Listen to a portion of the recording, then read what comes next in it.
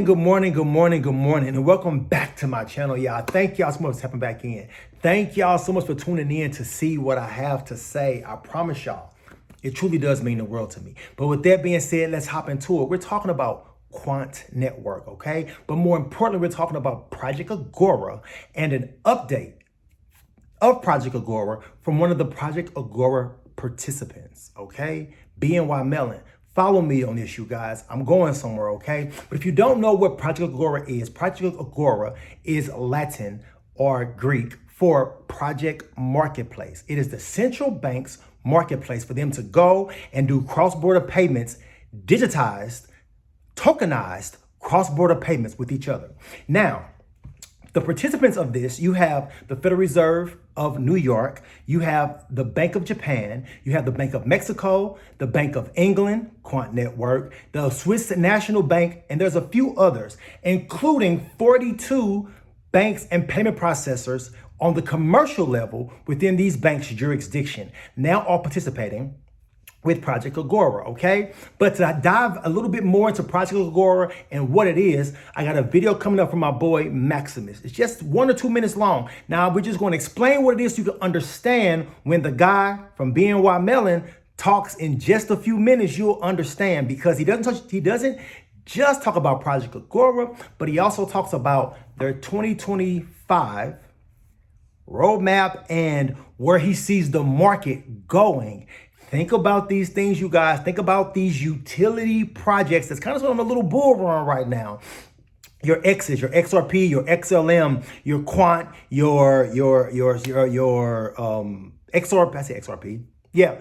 You know, all your utility tokens, your IOTA, all of these quote unquote ISO tokens that have been pretty dead up until the past day or so, okay? But follow me on this, okay? That first video coming from my boy Maximus Crypto. It's just a blast from the past talking about Project Agora so we can move forward to show you this interview.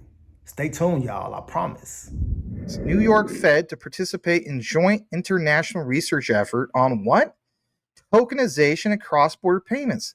Federal Reserve Bank of New York Innovation Center yesterday announced that it will participate in an international technical research project that will explore whether tokenization of central bank money and commercial bank deposits operating on a shared programmable ledger can improve wholesale cross-border payments.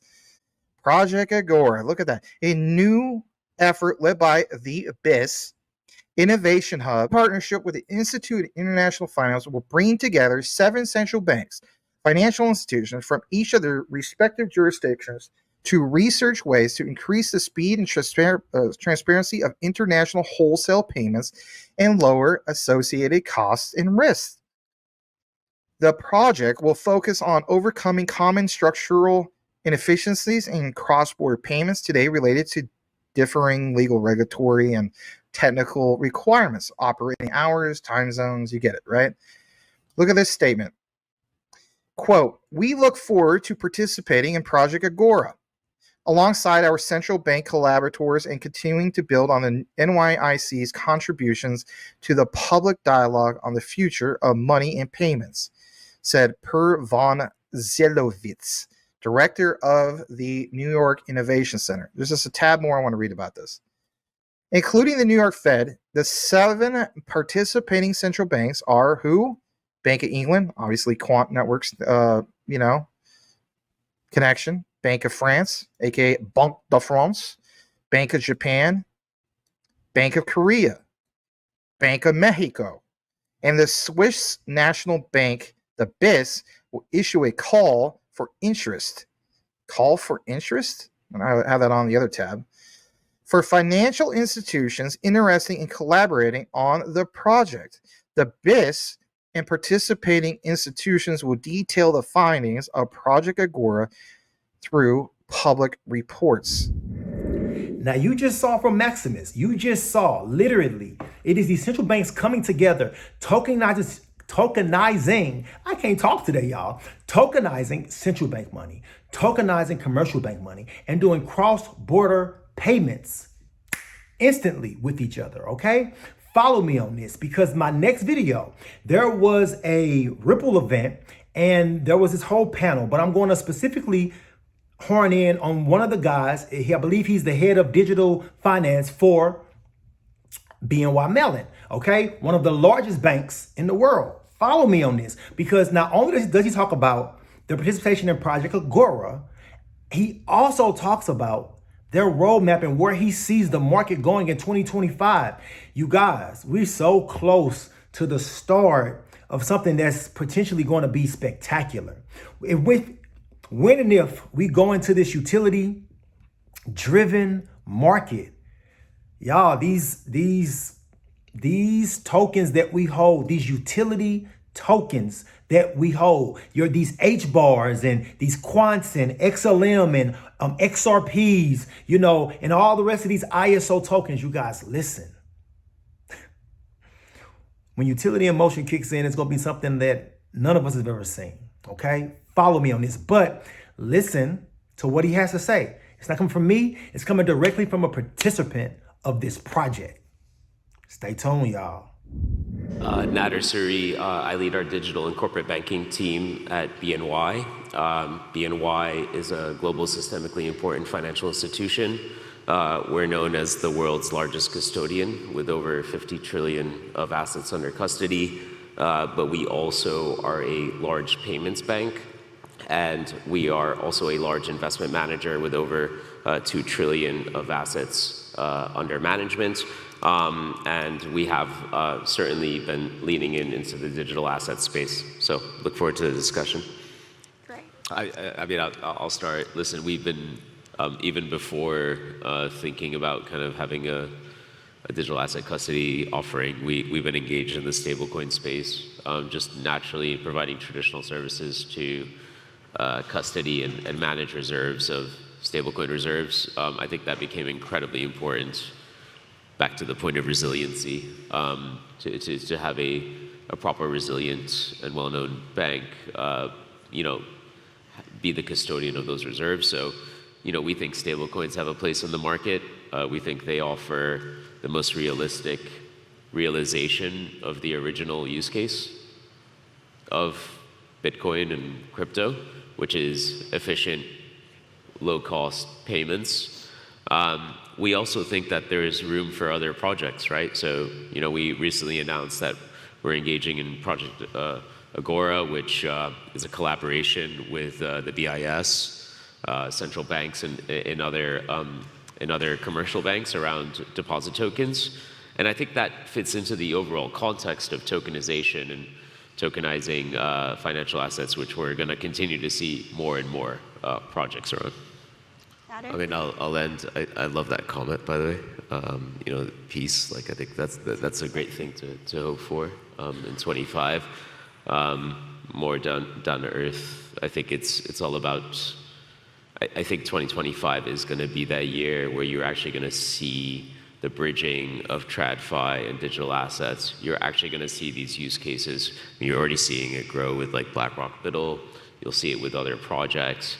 And then I'm really excited about the ability for banks like us to start supporting the space in a way that they need to be supported, right? So 24/7, 365, on-ramps, off-ramps, ability to support settlement in that way. I think that is the goal, is to meet the industry where they are. Now you just heard from his own mouth, talking about Project Agora, talking about stable coins, talking about cross-border payments, talking about the projection of where he sees 2025 and the adoption of all of these things, okay? But also focus in on this. Don't forget SOB 121. And what I mean by that is the market structure bill that went through the House bipartisanly and went through the Senate bipartisanly, trying to correct a kind of sort of corrupt SEC rule that banks cannot custody crypto, essentially, okay? Utility tokens, crypto, whatever you want to call it, okay? What did the SEC do for this particular bank that I just showed you from that gentleman who's participating in Project Agora? They came and said BNY Mellon has an exemption. They can hold tokenized assets. Why is that? Because they are part of this Project Agora, literally building out the foundation of what is to come. And who is right there in the middle of it? Now, indirectly, you know you have Quant tied to the Federal Reserve via the seats that he holds currently today at the Federal Reserve, Mr. Gilbert Verdian. You have Quant tied directly to the Bank of England, who also works directly with Quant Network on multiple different things like Project Rosalind. Then England in and of itself with things like your G Cloud 12, your G Cloud 13, your G Cloud 14, which is their operating system and security system that the literally country government is operating in. Okay, that country, which is the UK. But then also his ties to the European Commission, which I believe the other bank that I didn't mention earlier, I think it was Banque de France or whatever bank that's in that European structure. Okay, follow me on this, and that's just three. We already know with Mexico, and I'm not 1,000% sure if Mexico is a part of LACChain. Have to look that up. But if that is the case, because LACChain is literally Quant Network working alongside of that consortium, is the central bank marketplace of Central and South America. Follow me on this. There's 12 countries in Central and South America right now utilizing Quant Network services in 2024, and LACChain has been live for a year. Think about these things. These things are not happening for no reason. And to know that I just named Bank of Mexico, I believe they're part of LACChain, if I'm not mistaken. Then you have Bank of England, Project Rosalind, and everything else they have going on. Federal Reserve, he has had several seats, including the Fed's payment and improvement plan. Then I believe there are some ties to Japan and Quant via, I want to say there's either patents. Exactly. They got the Japan patent for the chronologically ordering blockchain. Follow me on this, y'all. Follow me. Quant Network is doing something incredible. And for anyone who's paying attention in 2024, going into circa 2025, when this utility bull run really kicks in, because these standards are going live and now regulation is being codified to fit the standard. Follow what I'm saying, because it's happening here in America. Now, we may or may not have stablecoin regulation by the end of this year, but Chairman, before the end of this year, I want us to strike a grand bargain on stablecoins. But I'll be honest, with less than 3 months left in the 118th Congress, we're running out of time to pass this. I know we can get this done if we focus. So let's make it happen. And I've made a public statement to you about bipartisanship.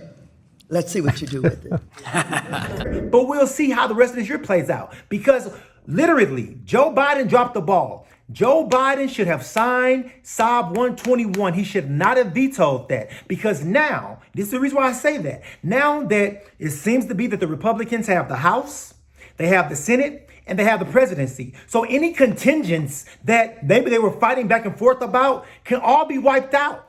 Follow what I'm saying? Because if I have the majority of the vote and the majority of the vote flows my way, I don't have to give you anything in what you're trying to get out of this. We'll just push it through. He messed up because they had a bipartisan bill flow through the House and the Senate bipartisanly. Joe Biden, you should have signed that bill. But anyway, I'm not even getting into that, because it looks like we're getting ready to get exactly what everyone in Web3 wants, which is regulation, so that we can truly get institutional adoption of this Web3 space. And one of the major leaders of that is Quant Network. Tied to not only countries, tied to not only central banks, tied to not only governments, but also tied to standards. ISO TC 307. They're tied to ISO 222. They're tied to Secure Asset Transfer Protocol and so many other standards throughout the world. Follow me on this. Quant Network, overledger, and the work that team is doing is second to none. I will keep saying it. Quant Network is bigger than crypto, because if Quant succeeds, the entire sector of Web3 succeeds. But with that being said, thank y'all for tuning in. Thank y'all for tapping in. And yo, if you made it through this whole rant, do me a favor and bless the comment section with Agora. That way I know you made it through this entire ramble situation that I got going on today. But thank y'all for real. Until the next time, y'all already know. Peace out.